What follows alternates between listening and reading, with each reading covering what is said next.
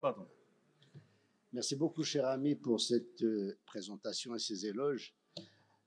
Je tiens à remercier les organisateurs et particulièrement Madame la Présidente pour son invitation. Et je vous remercie aussi d'être attentif à cette heure-ci, depuis la matinée. Je remercie à travers vous nos amis du laboratoire Abbott de m'avoir confié ce symposium que j'ai l'honneur de vous présenter et qui est dédié aux ménométroragies, ou ce que l'on appelle actuellement les saignements utérins anormaux.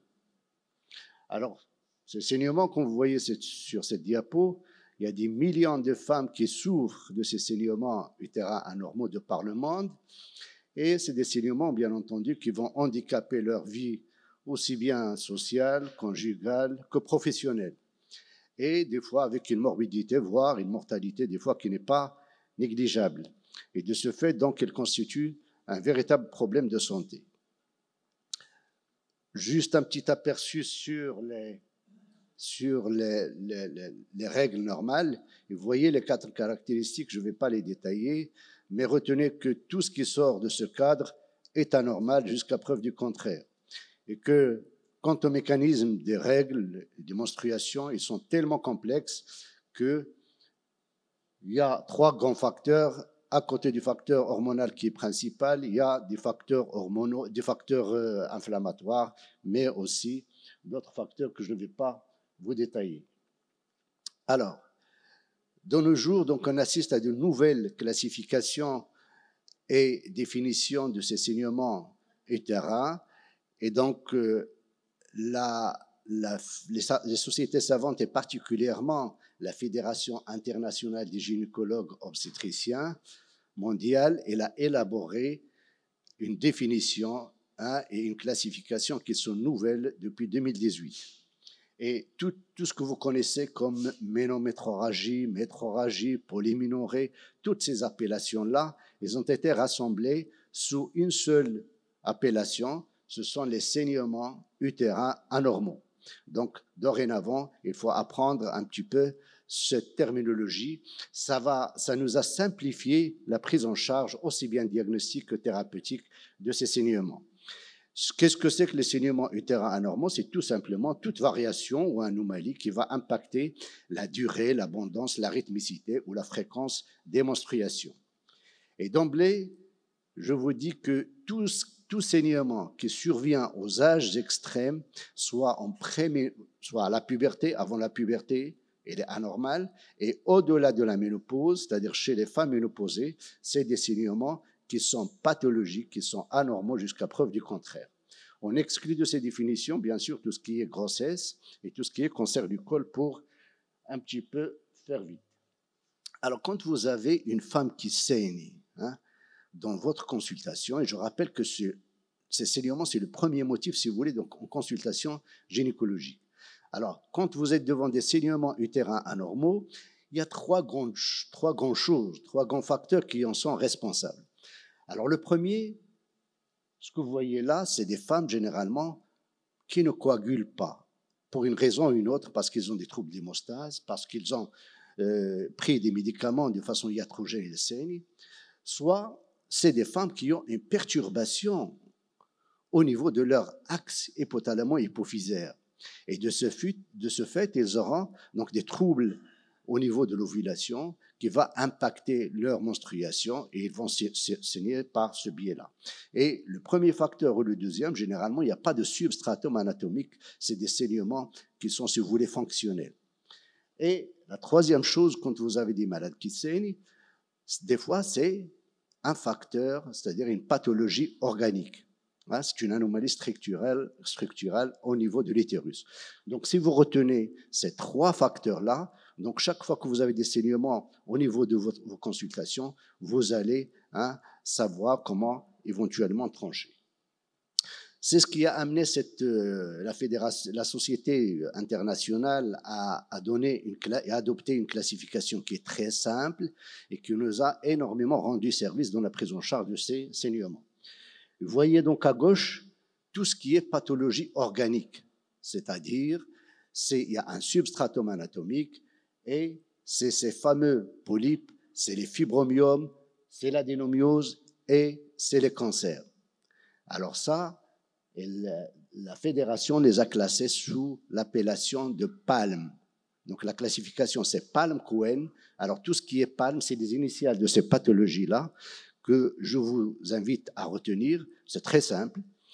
Contrairement à droite de la classification Cohen, c'est-à-dire tout ce que l'on appelait jadis les causes fonctionnelles. D'accord ?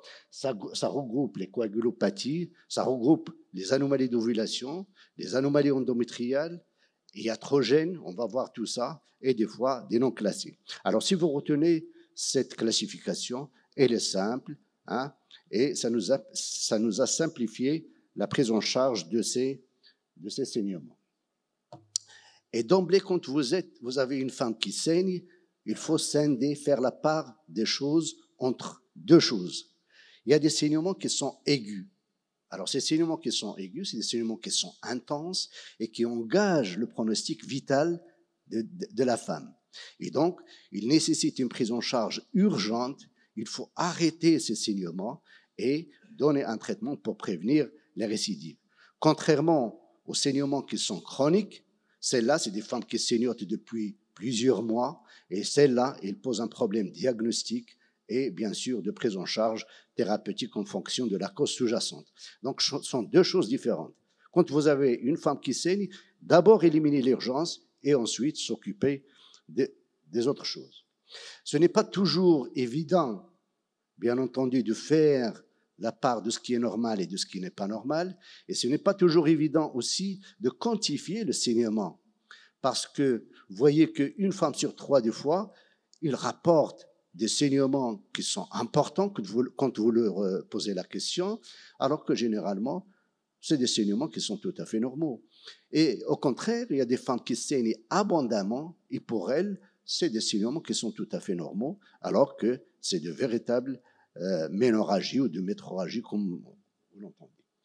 Alors maintenant, il y a ce score, le score de Higham, qui nous a permis d'avoir au moins une appréciation semi-objective, si vous voulez. Il se base sur le nombre de serviettes hygiéniques, sur le nombre de tampons, mais aussi sur les caillots. Quand vous interrogez les femmes, il faut leur poser ces questions-là. Et des fois, des débordements. Si vous posez à la femme une question, vous leur dites, quand vous saignez, est-ce que ça déborde en dehors de votre culotte et là, alors prenez ça en considération. Et c'est ce qu'on appelle le pictogramme. Quand ça dépasse en deçà de 100, généralement, c'est des saignements qui sont tout à fait normaux, quand vous faites votre cotation. Au-delà de 100, c'est un saignement qui n'est pas normal et qui est abondant. Au-delà de 150, ça devient sérieux. C'est un saignement aigu qui nécessitera une prise en charge vraiment urgente et adéquate. Alors, pour faire le diagnostic de ces saignements, il faut adopter une démarche qui doit être adaptée et qui doit être ciblée. Et pour cela, il faut se baser sur un interrogatoire ciblé. Et vous voyez à l'interrogatoire, vous allez apprécier 4 choses. Et en premier lieu, c'est l'âge des femmes. Vous avez une adolescente qui saigne, ce n'est pas la même chose qu'une femme en âge de procréation, ce n'est pas les mêmes étiologies qu'une femme en préménopause qui saigne, et ce n'est pas les mêmes causes qui font saigner une femme qui est en ménopause. Et donc, vous voyez déjà, rien qu'à l'âge, vous allez avoir une orientation étiologique vers telle ou telle pathologie. Bien entendu, il faut apprécier ou chercher les symptômes accompagnateurs. Si vous avez une femme qui saigne et qui vous rapporte des douleurs, bien sûr, vous pouvez vous orienter vers l'endométriose, vers une pathologie infectieuse, vers des fibromyoses qui sont compliqués. Et donc, vous voyez, rien qu'à l'interrogatoire, vous avez déjà une orientation. Et les antécédents, c'est très important. Donc, les antécédents, si vous avez une femme qui vous rapporte qu'elle a été suivie pour une endométriose, bien sûr, là, vous n'allez pas chercher midi à 14 heures. De même, s'il a déjà été suivi par un interniste ou un hématologiste pour des troubles de coagulation, donc il ne faut pas aller fouiller ailleurs. Et donc, vous voyez, rien qu'à l'interrogatoire, ces 4 questions, ils vont vous orienter dans votre enquête étiologique. Quant à l'examen clinique, vous voyez qu'il faut chercher les signes d'anémie, bien entendu, mais également il faut chercher les signes de retentissement hémodynamique pour faire la part de l'urgence et de ce que n'est pas. Et donc, c'est très important. Et l'examen clinique, il permettra, bien entendu, là aussi, de voir et de voir surtout l'origine du saignement. Est-ce qu'il est cervical, est-ce qu'il est vaginal, ou là, il est endoutérin. Et ça vous permettra, lors des touchés, de faire la part des choses s'il y a une masse latéro-utérine ou un utérus myomatoeux et la achille. Donc, vous voyez, c'est très simple et ça, c'est à votre portée. D'accord? Jusqu'à présent, on n'a rien fait, que l'interrogatoire et un petit examen clinique gynécologique va vous permettre de résoudre pas mal de problèmes. Et ça vous permettra aussi d'orienter vos examens cliniques. Et quand vous voyez ces examens cliniques, ils ne sont pas nombreux. Hein. Rien qu'à l'interrogatoire et l'examen clinique, vous allez orienter vos examens complémentaires. Vous allez demander une numération pour voir le retentissement de ces saignements sur la patiente. Chez la femme en âge de procréation, et je ne cesse de le répéter, pensez toujours à la grossesse, et particulièrement à la grossesse extra-utérine, et donc demandez un bêta-HCG chez toute femme en âge de procréation qui saigne. Les autres, donc un frottis en dehors des saignements dans un cadre de dépistage, mais sinon, les autres, vous pouvez vous en passer. À côté, donc, il y a l'échographie. Vous disposez tous des échographes qui sont performants. Et donc, l'échographie, il va rechercher des causes organiques. Rappelez-vous de la classification Palm-Cohen. Et donc, vous allez rechercher s'il n'y a pas une anomalie structurale au niveau de l'utérus, des fibromes, des polypes, et ainsi de suite. Et il faut analyser aussi l'endomètre. S'il y a une anomalie de l'endomètre, là, bien sûr, il faut compléter par une hystéroscopie, et c'est le gold standard pour mieux analyser la cavité utérine. Et des cas particuliers, chez l'adolescente, par exemple, une adolescente qui saigne abondamment, pensez aux troubles de l'hémostase. Et dans 20 à 25%, vous trouverez des troubles, des anomalies d'hémostase. Chez la femme périménopausée, hein, pensez au cancer. Et donc, ayez la main facile pour faire des biopsies. Et vous voyez que concernant les causes, il y a beaucoup de causes qui sont méconnues. Et ce sont ces fameuses causes non structurales ou fonctionnelles, si vous voulez, les coagulopathies, les troubles d'hémostase, les anomalies endométriales. On va en parler dans un petit moment. Et tout ça, donc, on n'y pense pas. Et les femmes, ils traînent entre les médecins parce qu'ils n'ont pas fait le diagnostic convenablement. Et dans ce cadre-là, il y a des saignements par anomalie de l'ovulation. Alors, chaque fois qu'il y a une ratée d'ovulation, donc il n'y aura pas de corps jaune, et donc il n'y aura pas de progestérone, et donc les oestrogènes, ils vont rester en augmentation, une sorte d'hyperstrogénie qui va inciter une hypertrophie de l'endomètre. Et donc, cette hypertrophie de l'endomètre, bien entendu, il va être à l'origine de saignements de règles abondantes et qui vont durer dans le temps. Et ces saignements par anovulation, généralement, ils surviennent aux âges extrêmes. Avant la puberté, aux alentours de la puberté, et chez les femmes périménopause, parce que là, à ces âges-là, il y a des anomalies d'ovulation, il y a une sorte d'hyperœstrogénie relative qui n'est pas contrecarrée par la progestérone. Alors, là aussi, il y a des femmes qui saignent par anomalie endométriale. Alors, c'est des femmes généralement, et retenez ça, c'est important, c'est une cause à laquelle on n'y pense pas, c'est des femmes qui ovulent normalement. Il n'y a pas de cause définissable, il n'y a pas de cause organique, et pourtant ils saignent, quoi que l'on fasse. Alors les études ont démontré que ces femmes-là, ils ont des anomalies, des troubles d'hémostase localement au niveau de l'endomètre. Hein? Au niveau de l'endomètre, il y a sécrétion d'un certain nombre de substances qui font saigner ces femmes-là, une sorte de trouble d'hémostase, et ça, on le voit surtout dans les inflammations endométriales et surtout dans des endométrites qui passent inaperçues. Et donc, il suffit de les traiter, de les prendre en charge convenablement, une antibiothérapie, et tout va rentrer dans l'ordre. De même, des fois, il y a des femmes qui ont des malformations vasculaires au niveau endométrial. Hein, et celles-là, ils saignent abondamment. À côté des causes non structurales qu'on vient de voir, il y a les causes structurales, les palmes. Et c'est là, Donc, je vais vous illustrer tout ça par quelques cas cliniques. On ne pourra pas faire, bien sûr, d'échanges pratiques, mais je vais essayer de vous orienter. Alors, voici une femme qui a 48 ans, qui saigne abondamment des caillots de sang avec des saignements intermenstruels. Il a quelques facteurs de risque diabétique hypertendu et son pictogramme, il dépasse 150. Ça veut dire que c'est des saignements qui sont abondants, qui ont retenti sur cette femme-là au point qu'il est anémique, une anémie sévère. Et quand vous demandez, vous faites une échographie, vous tombez sur cette image-là. Vous voyez, il y a une hypertrophie de l'endomètre, tout simplement. Mais quand vous zoomez sur cette hypertrophie, vous voyez un petit liseré, je ne sais pas si vous arrivez à le voir, qui entoure cette image hyperéchogène intracavitaire.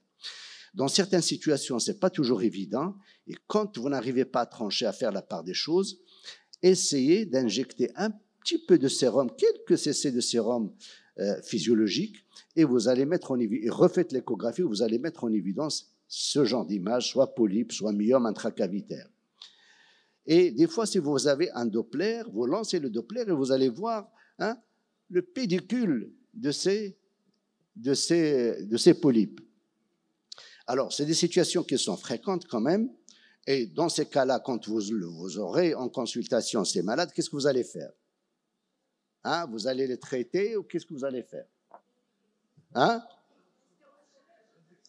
Vous allez faire une hystéroscopie. Est-ce que vous avez des hystéroscopes? Donc, c'est ça le travail d'équipe et travailler en collaboration avec le gynécologue d'à côté. Donc, vous l'avez envoyé au gynécologue voisin, il va faire l'hystéroscopie, vous voyez l'image en haut et à gauche de ce que vous avez vu à l'échographie et vous voyez le pédicule dont je vous ai parlé quand vous avez lancé le Doppler. Et parallèlement, donc le gynéco, en faisant son hystéroscopie, en haut et à droite, il a trouvé quand même il y a une hypertrophie qui n'est pas normale, une sorte d'hyperplasie de l'endomètre. D'accord? Et donc, bien sûr, le gynécologue, qu'est-ce qu'il va faire à ce moment-là, quand vous venez de le dire, il va faire une hystérorésection du polype et il a aussi réséqué l'hyperplasie. Et un résultat anatomopathologique, c'est une hyperplasie qui est endométriale, qui est simple et sans atypie. Alors, qu'est-ce que vous allez faire? Est-ce qu'il lui a réglé le problème ou pas, ou à moitié? Très bien, traitement hormonal. Alors, parfait. Donc, retenez ce qui est là, devant tout épaississement de l'endomètre.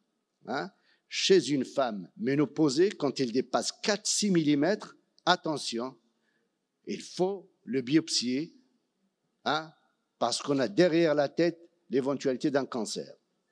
Et quand vous faites la biopsie, si on vous répond c'est une hyperplasie de l'endomètre sans atypie, bien sûr, ces femmes, il faut les traiter médicalement par un traitement hormonal, que ce soit progestatif, dispositif intra-utérin hormonal ou autre, l'essentiel, et les surveiller de très près parce qu'ils peuvent éventuellement évoluer dans le mauvais sens. Par contre, si vous avez une hyperplasie avec atypie, attention, c'est un lit de cancer et ces femmes-là nécessiteront une prise en charge chirurgicale. Et si la femme est désireuse de maternité, donc peut-être lui donner juste le temps d'accomplir son désir de maternité, sinon c'est une hystérectomie. Alors, deuxième cas, c'est une jeune femme qui a des règles abondantes et qui a des signes d'appel urinaire, qui est obèse, et quand on l'examine, on trouve quand même, là, je suis en retard, 10 minutes. Alors, je ne sais pas si vous m'accordez quelques minutes de plus, sinon je vais résumer. Donc, voilà, on fait l'échographie, vous voyez cette image à gauche, en haut et à gauche, qui est évocatrice d'un utérus myomateux, mais quand on fait une petite sérotation, quand on manipule avec l'échographe, on trouve qu'il y a cette image hyperéchogène qui est en endo-utérine. Et on ne sait pas est-ce qu'il est véritablement en intracavitaire ou là. Là aussi, vous injectez un peu de sérum et vous voyez qu'il bombe dans la cavité. Et donc, c'est un myome. Quand vous faites quand vous lancez le Doppler, il y a une circulation tout autour en corbeille. Et ça, c'est typique d'un utérus myomateux avec un myome qui fait protrusion dans la cavité. Et c'est ça ce qui l'a fait saigner. Et des fois, il y a une hypertrophie associée. Et donc, à votre niveau, vous pouvez déjà démarrer un traitement par des hémostatiques. Vous pouvez rajouter un traitement hormonal en concomitant. Et il faudra bien sûr l'adresser comme ce que vous avez fait pour le polype. Alors, le gynécologue, en faisant l'hystéroscopie, il trouve cette image qui bombe en intracavitaire, et bien entendu, c'est une jeune qui n'a pas encore d'enfant, et donc il y a eu une concertation entre gynécologue et radiologue, et le gynécologue, donc il a fait l'hystérorésection du myome. Par contre, les autres myomes, donc il faudra les surveiller tout simplement, et l'attitude dépendra de l'évolution de ces fibromes. Troisième cas, c'est une femme de 42 ans, 3 césariennes, et qui présente cette fois-ci des règles abondantes qui sont douloureuses. Et vous voyez qu'à l'interrogatoire, déjà on a une orientation. Rien qu'à l'interrogatoire, vous pouvez avoir une orientation. Et ça, c'est évolué depuis 2 ans. Vous faites l'échographie en haut et à gauche, vous voyez cet utérus qui est globuleux, avec des stries, avec des petits points blanchâtres, et surtout, retenez cette asymétrie des parois. Vous voyez, en haut, il y a cette paroi qui est augmentée, alors derrière, elle est réduite. Et quand vous lancez le Doppler, vous voyez cette partie qui est augmentée de taille, cette paroi qui est augmentée de taille, elle est vascularisée. Et en manipulant, vous trouvez à côté, en latéro-utérin, un petit kyste qui est finement échogène avec cette circulation tout autour. Et tout ça, ça fait évoquer une endométriose, donc une adénomyose associée à une endométriose ovarienne. Vous n'avez pas besoin de demander une IRM, sauf dans certaines situations particulières. Alors voici schématiquement donc l'adénomyose, avec une classification échographique. Vous pouvez la retenir. Des fois, c'est des signes indirects de l'adénomyose, soit une irrégularité des parois, soit, bien entendu, ces stries dont je vous ai parlé, cette vascularisation qui est anormale. Et des fois, c'est des petits points blanchâtres avec un flou entre l'endomètre et le myomètre. Chaque fois que vous trouvez ce flou et que l'endomètre n'arrive pas à le cerner, avec une symptomatologie pareille, c'est une adénomyose jusqu'à preuve du contraire. Et dans ces situations-là, si la femme n'a pas besoin d'enfant, et quand c'est une adénomyose qui est diffuse, c'est le traitement chirurgical. Sinon, on tente le traitement médical, retenez les Dienogest, le stérilet, Mirena, en attendant à ce que la femme accomplisse son désir de maternité. Et le dernier cas, c'est celui d'une femme qui est d'un certain âge, vous voyez, il a 62 ans, elle est nullipare, elle est ménopausée bien entendu, et elle a des facteurs de risque. Et c'est une femme qui saigne. Et quand vous faites l'échographie, vous voyez, il y a cette image un petit peu irrégulière en intra-utérin, vous lancez le Doppler, elle est vascularisée. Et donc, si vous demandez une IRM, le diagnostic est pratiquement frappant à l'œil, c'est un cancer jusqu'à preuve du contraire. Et retenez là aussi que tout saignement en post-ménopause est un cancer jusqu'à preuve du contraire. Si vous avez ça dans votre tête, vous n'allez pas lâcher ces malades-là et vous allez certainement leur rendre service et vous allez les prendre en charge à temps. Si l'endomètre dépasse à l'échographie 4-6 mm, faites une biopsie.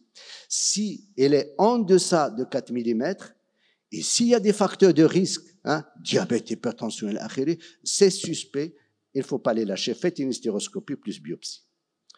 Alors, quelle prise en charge thérapeutique? Bien entendu, la première des choses, c'est d'exclure les urgences dont je vous ai parlé, l'instabilité hémodynamique, les anémies sévères, la grossesse. Celles-là, dès que vous les avez, il faut les orienter, les mettre en condition et les orienter vers une prise en charge spécialisée.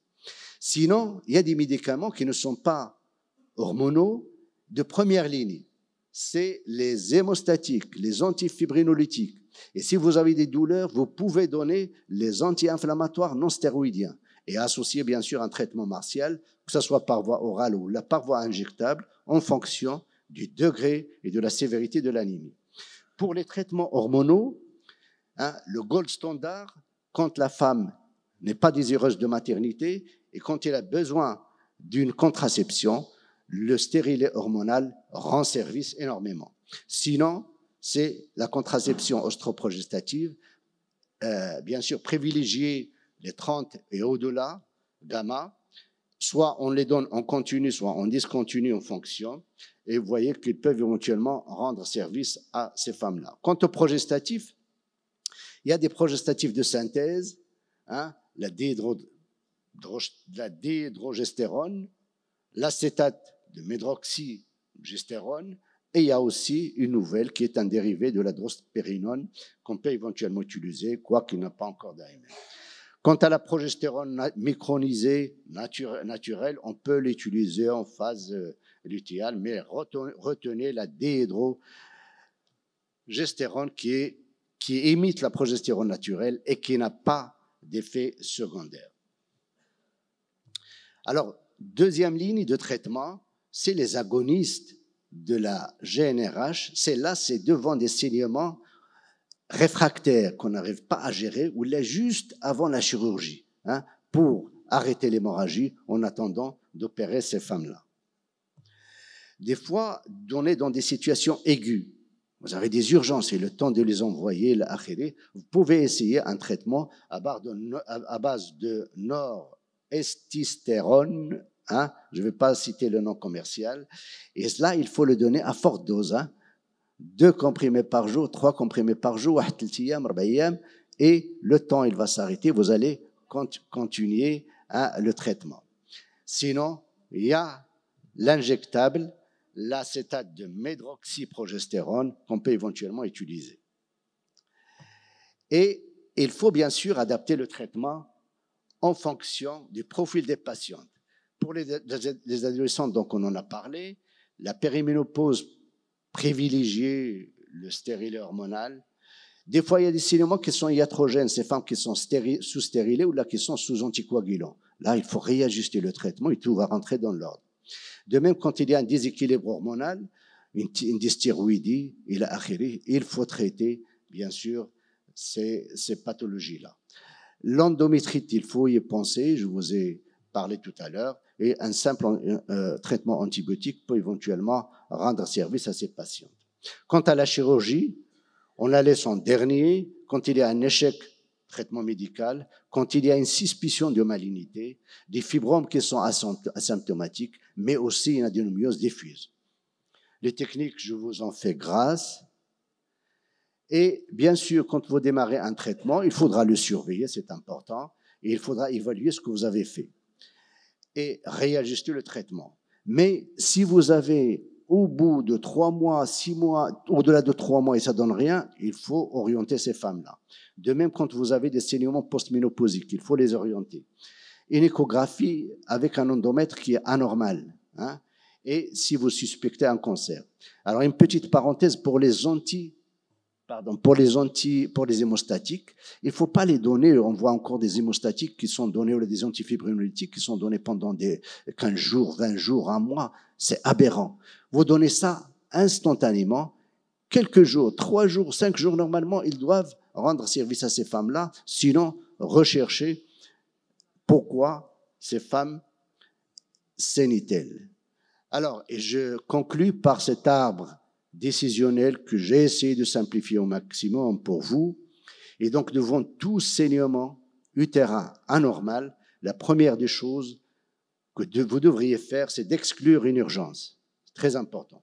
Et ensuite, vous pouvez prescrire un bilan initial, une numération et l'échographie endocom, donc à 200 à votre portée.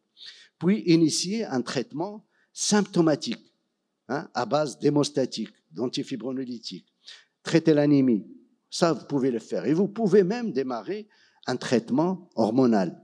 Hein. Vous saurez donc comment le gérer. Et pour les cas compliqués, je pense qu'il faut travailler en équipe et en collaboration et céder la main aux spécialistes qui sont vos voisins. Et c'est comme ça. Et il faut qu'il y ait un retour et une communication, un feedback pour que vous puissiez éventuellement améliorer la prise en charge de ces femmes-là. Je vous remercie pour votre attention.